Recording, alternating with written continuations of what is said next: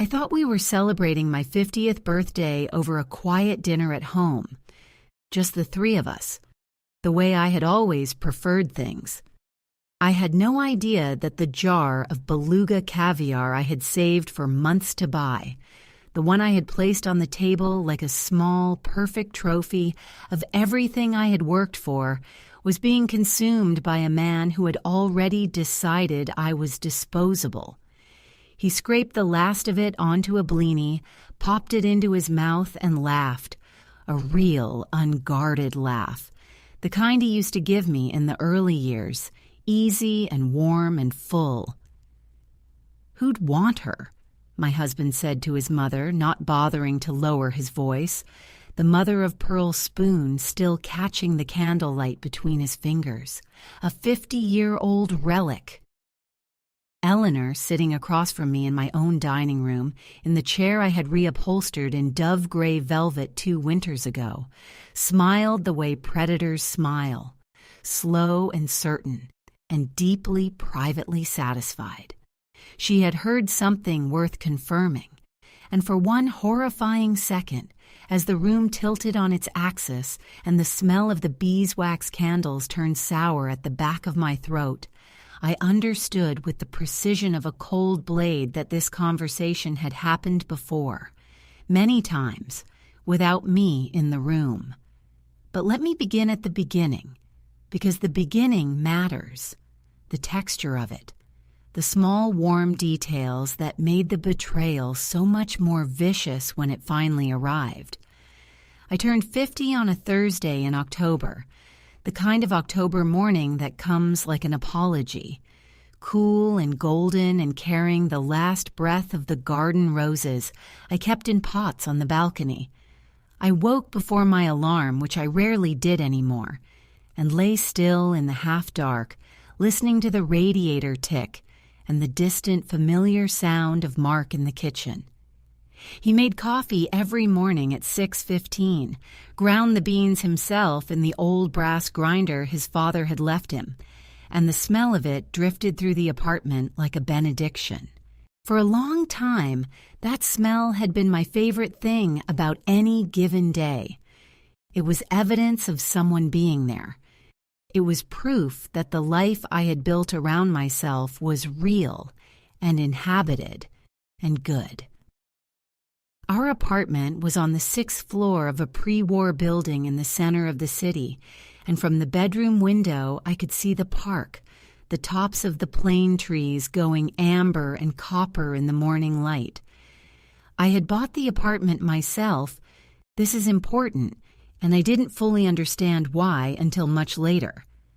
I had bought it 11 years ago, 2 years before I met Mark, with the bonus from a deal I had spent 18 months engineering at the investment firm, where I was then a senior director.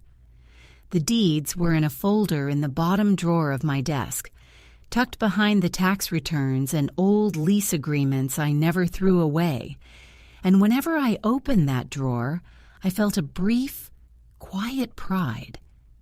Not arrogance, but something steadier.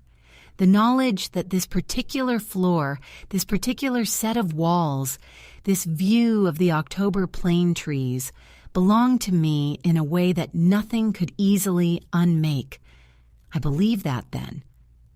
Mark and I had married 6 years ago at a small ceremony in the south of France that neither of us had ever regretted. He was 43 then, handsome in an unremarkable way, with a warmth that I had found genuinely comforting after the loneliness of my 30s. He ran a small architectural firm, not spectacularly successful but stable and creative, and he had a habit of listening with his whole body angled toward you, as though what you were saying was the most important thing currently happening in the world. I had loved that about him more than almost anything else. It had made me feel visible in a way I had not always felt visible, and in those first years of our marriage I had trusted it completely, the way you trust a floor you have tested 100 times and never found hollow. His mother, Eleanor, had been a presence from the very beginning, not a warm one, but a manageable one. She was 68, lean and impeccably turned out, with silver hair worn in a tight chignon and a wardrobe that seemed to consist almost entirely of oatmeal-colored cashmere. She had strong opinions about kitchens, about property values, about the correct way to fold napkins and invest retirement savings. And she had a talent for the kind of remark that could quietly ruin an afternoon without ever being technically cruel.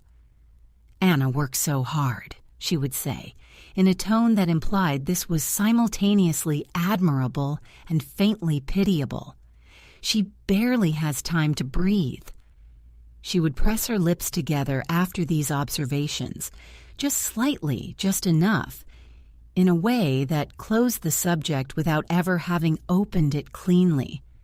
I had long since stopped expecting warmth from Eleanor and settled for a functional cordiality, the smile at the door, the bottle of wine she always brought from the same vineyard, a gesture of duty, not thought, the careful neutrality of our dinner conversations. My 50th birthday fell on a Thursday, and because I had a board meeting in the afternoon, I had asked Mark to keep the evening simple, just the three of us, dinner at home, the good champagne. I had bought the caviar myself on a Tuesday lunch break from the delicatessen near the office that I had frequented for years. The jar was small and dark and absurdly expensive, and I had felt a private, entirely unembarrassed satisfaction carrying it home in its little insulated bag. 50 years old, I had thought. You can spend this much on a jar of caviar. You have earned this particular pleasure. I put it in the back of the refrigerator and saved it for Thursday evening, and every time I opened the fridge in the days between, I saw it there and felt a small anticipatory warmth. The pleasure of something good that has not yet been used up. I set the table myself that evening, laying out the good linen and the crystal that had been a wedding gift from my own mother.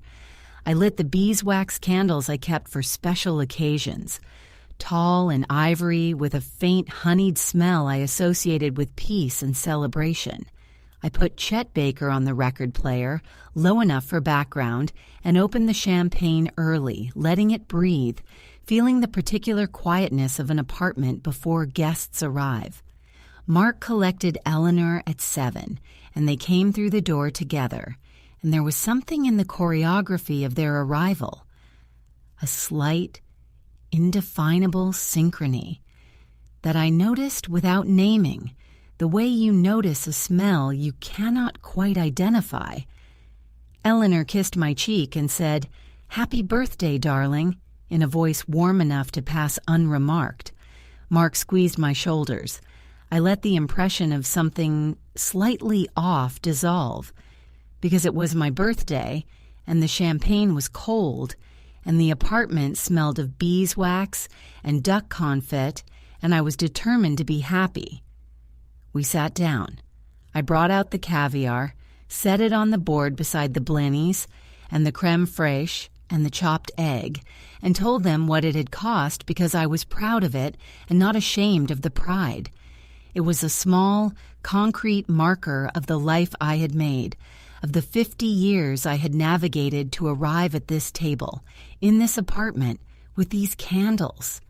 Mark said, "spoiling us," with a smile I did not immediately read as hollow. Eleanor looked at the jar with an expression I would later identify as careful, proprietary assessment, the expression of someone quietly pricing things.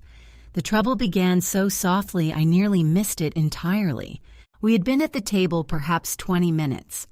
The champagne half drunk, the conversation moving through its usual channels, an anecdote of Mark's about a client who had changed his mind about windows 4 times in 2 weeks.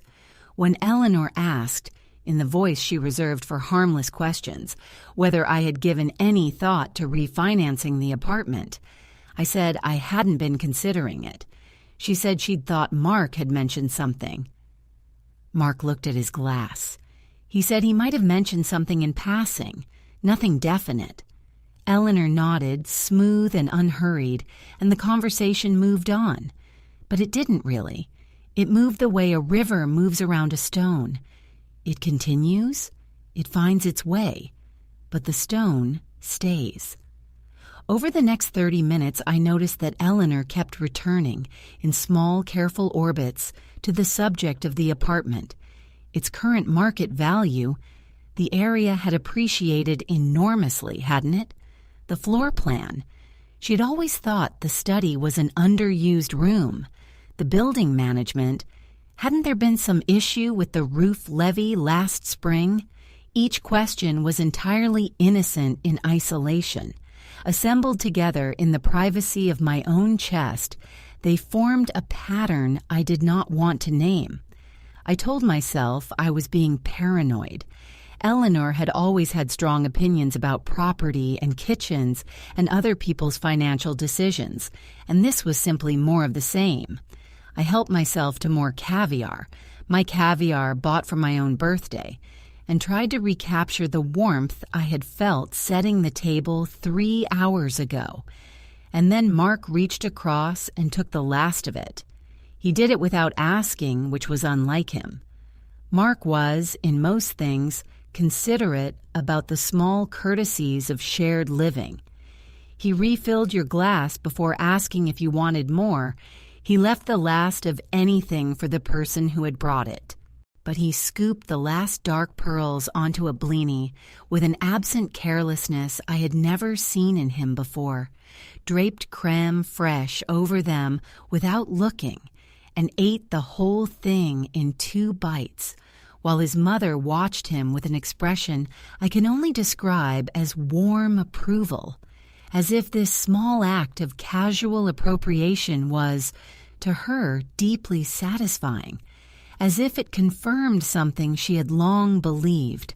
I was about to speak, a joke, a mild reproach, the easy currency of married people at shared tables, when Eleanor turned to Mark and said in a different tone entirely, the low, conversational tone of a discussion already well underway. But seriously, darling, who would want her at this point? She's 50, practically a relic. The room stopped. I do not mean this as a figure of speech. The room actually stopped. The music seemed to pause mid-phrase. The candles seemed to still. The blood in my body seemed to hesitate in its circuitry. I turned to look at Eleanor and found her looking at Mark, not at me. Her chin very slightly lifted, her expression pleasantly matter-of-fact, as though she had said something obvious and was waiting, with perfect confidence, for agreement. And Mark laughed. It was not a nervous laugh, not the quick, embarrassed sound of a man blindsided by something his mother shouldn't have said. It was an easy, natural laugh. The laugh of a man who has heard this before, who agrees, who finds the observation not cruel but simply accurate. He folded his napkin, my linen from my good set, and shrugged in a way that was worse than any word he could have chosen. His eyes were on the table. He did not look at me once. The candles burned on.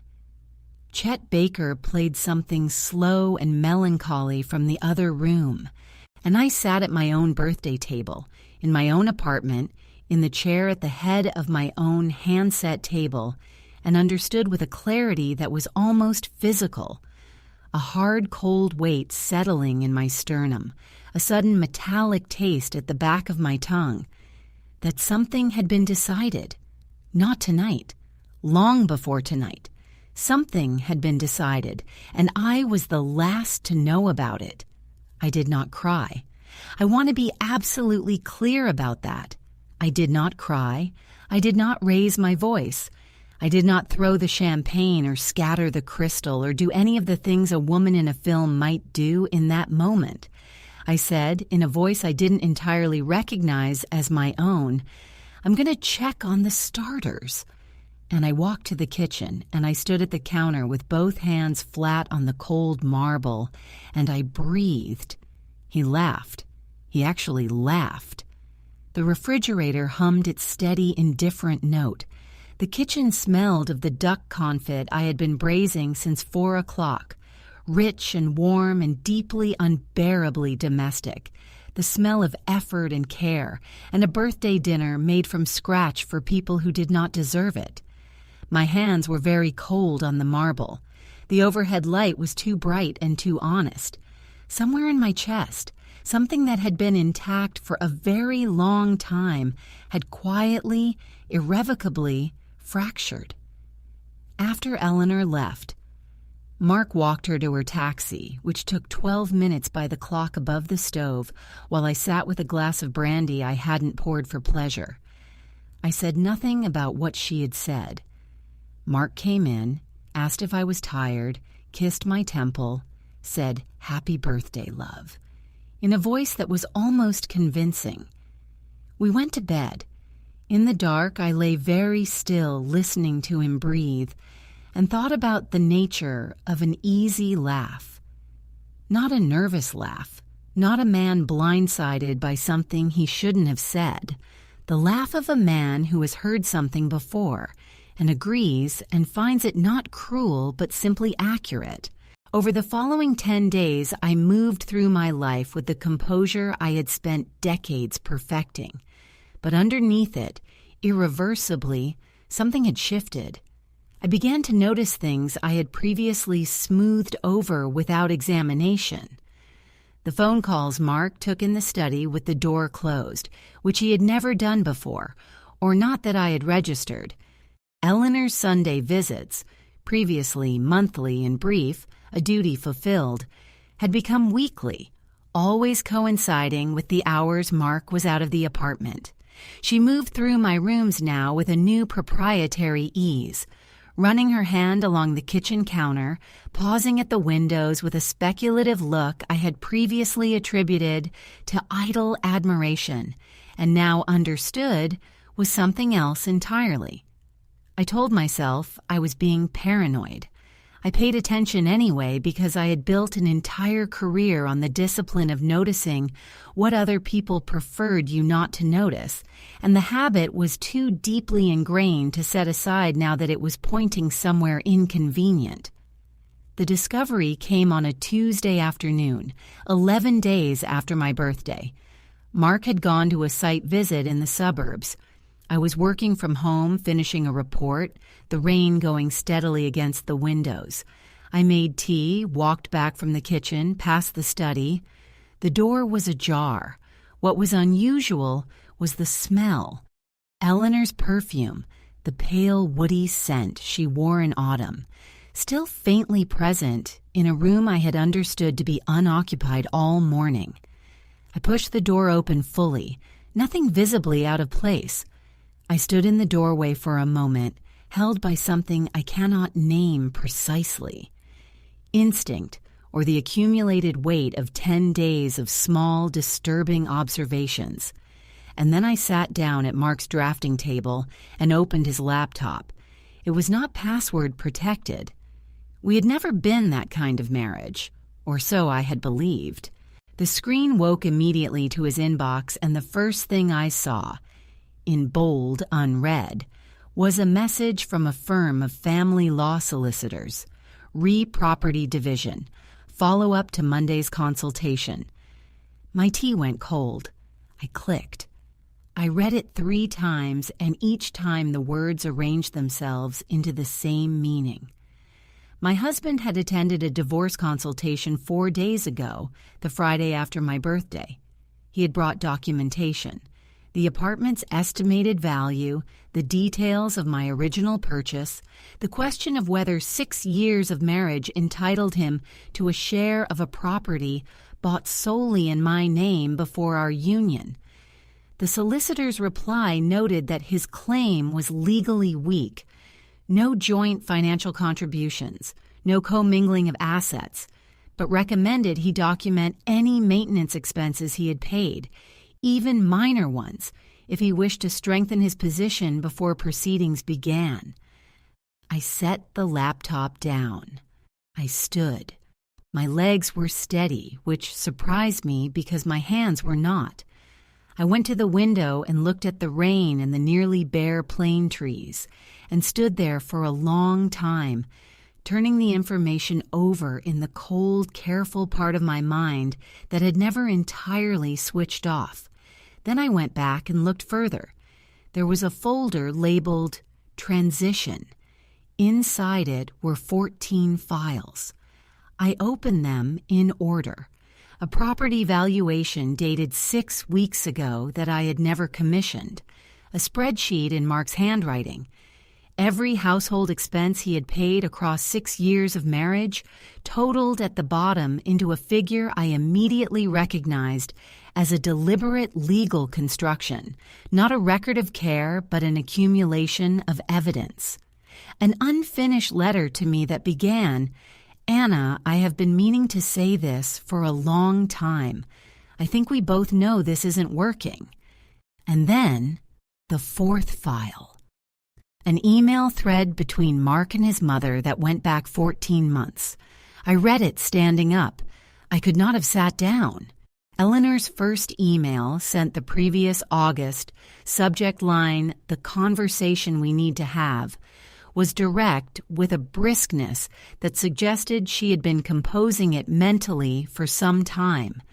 She told her son he was wasting his best years, that Anna was not going to give him children, which she had known for some time, that the apartment was worth a great deal and he was entitled to at least half, and if he moved before I consolidated my position at the firm any further, the settlement would be considerably more manageable.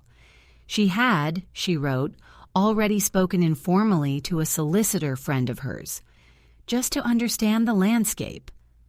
Mark's reply came 20 minutes later. "I know. I've been thinking about it too. I read all 14 months of it. I read Mark's occasional guilt. I do care about her, Mum. This isn't easy." And Eleanor's consistent, patient management of that guilt toward the outcome she had decided on. I read about the younger woman, a colleague of Mark's, 34, unattached, whose name appeared in the thread 7 months ago. I read Eleanor's assessment. She's suitable. She's young enough. Don't rush it, but don't let it go cold. I read Mark's response, which contained no protest, no moral objection, only a quiet request that Eleanor not contact the woman directly. The entire thread had the calm, businesslike tone of two people coordinating a logistics operation. I was the logistics problem. I closed the laptop. I walked to the bathroom, ran cold water over my wrists until the shaking in my hands subsided. I looked at myself in the mirror for a long time, at the woman who was apparently a 50-year-old relic, the obstacle in a plan now 14 months advanced, the last person in her own home to understand the shape of what was being done to her. What I felt was not grief, though grief came later. What I felt in that bathroom with cold water on my wrists and the overhead light too bright and too honest was a slow, precise, clarifying anger. The kind that does not need to raise its voice, the kind that picks up a pen and knows exactly what to write. I called my friend Diane.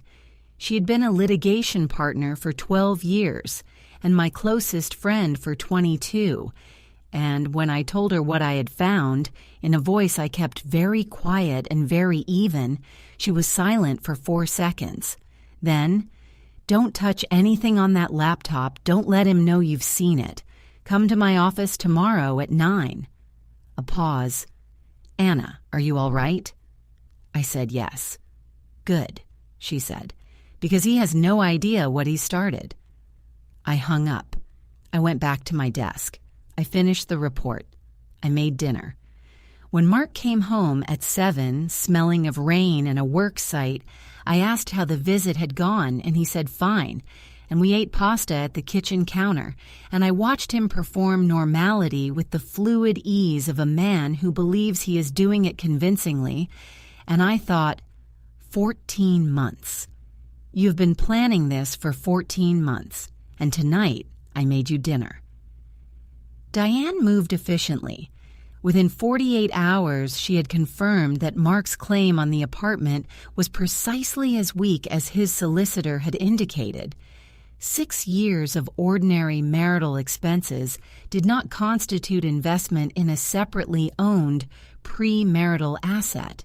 The apartment was mine. It had always been mine.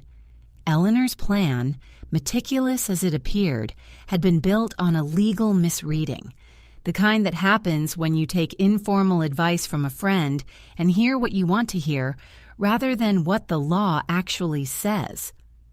I waited 1 more week. I let the performance continue on all sides. I let Eleanor come for her Sunday visit and make her proprietary assessments and sit in the dove-gray chair with her oatmeal cashmere and her patient, satisfied composure. I smiled. I poured tea. I let them both believe the plan was proceeding exactly on schedule. On the following Saturday morning, I asked Mark to sit down. I put Diane's summary document on the table between us, and beside it the photographs of every file in the folder marked Transition. I said, in a voice I had not needed to rehearse, 14 months, Mark. I'd like to understand what you thought was going to happen." The color left his face quickly. He looked at the photographs, then at me, then at the table. He said, "Anna," and stopped. He tried again. "I was going to talk to you. I was going to—" and stopped again. He said, in a smaller voice than I had ever heard him use, "She said it would be cleaner this way, that if you didn't know until it was further along, it would be less—" He stopped himself. "Less what?" I said. "Less inconvenient for you?" He put his head in his hands. It was, I thought, a very precise physical summary of everything that was wrong with him and had been wrong for 14 months while I made coffee and set tables and bought caviar, as though we were still the people we had been at the beginning. I called Eleanor that same afternoon, with Mark present because I had asked him to stay, and he, to his credit, or his paralysis, did not leave. I told her I had read the correspondence, all of it. I told her I was filing for divorce on grounds of unreasonable behavior, with documentation that Diane believed would be persuasive in any proceedings. I told her that the informal solicitor friend had given her materially incorrect advice about matrimonial property law, and that the apartment, which was, had always been, and would continue to be mine, was not available for inclusion in any settlement. I told her that any further contact regarding the property would be forwarded directly to my solicitor. I was calm. I was exact. I gave her no opening. She said, with a composure I could not help but distantly admire, "I was only trying to help my son." "I know," I said. "That's the most honest thing you've ever said to me." I hung up. The apartment was very quiet. The clock above the stove said 4:15. Outside, the plane trees were completely bare, November having stripped them to their gray essential architecture, and the pale light fell across the table. The good linen still in the drawer, the crystal still in the cabinet, the candles for special occasions still on the shelf, and all of it was still mine, every piece of it. And the plan that had been constructed around me for 14 months had in the end taken nothing but the illusion that I had been living inside a good marriage. The divorce was finalized in the spring. Mark did not contest the property settlement. He moved to a flat across the city, and I heard eventually, through the particular efficiency of mutual acquaintances, that things with the 34-year-old colleague had not progressed as Eleanor had planned. Eleanor herself sent one final message 3 months after everything ended.